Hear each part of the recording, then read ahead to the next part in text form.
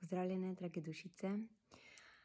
Začutila sem, da z vami podelim en delček krasnega pogovora, katerega sem imela včeraj z eno tako krasno dušico tukaj na zemlji. In v bistvu pogovor je tekel v to smer, da se ta krasna dušica odloča, ali je zadosti dobra za pozicijo, katero ji ponuja življenje. In jaz sem se skozi svoje izkušnje naučila to, da življenje nam vedno ponudi takšno izkušnjo, katero imamo mi moč v sebi s svojo svetlobo, svojo energijo izpeljati. Tako da vsa ta vprašanja, ali sem dovolj dober, dobra, ali bom zmogel, zmogla, ali lahko stopim iz te svoje cone udobja in poskusim nekaj novega. Vsa ta vprašanja v bistvu so zelo dobrodošla, ker ta vprašanja nas vračajo v svojo resnico, v svoje čutenje in takrat lahko res začutimo, ali je ta ponujena življenjska priložnost, pozicija res tista prava za nas ali ne.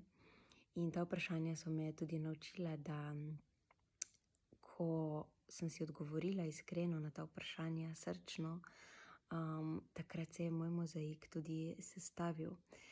Sestavil se je v ta krog, da sem začela privabljati ljubeče odnose, osebe, ki so mi takrat na poti pomagale.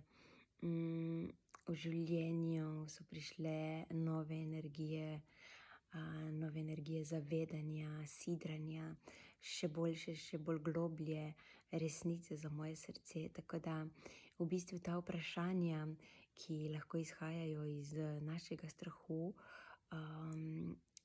in ko jih mi objamemo z ljubeznijo in si nanje odgovorimo, nam lahko pripelje veliko priložnost, če se odločimo, da jo izberemo za našo srčno resnico.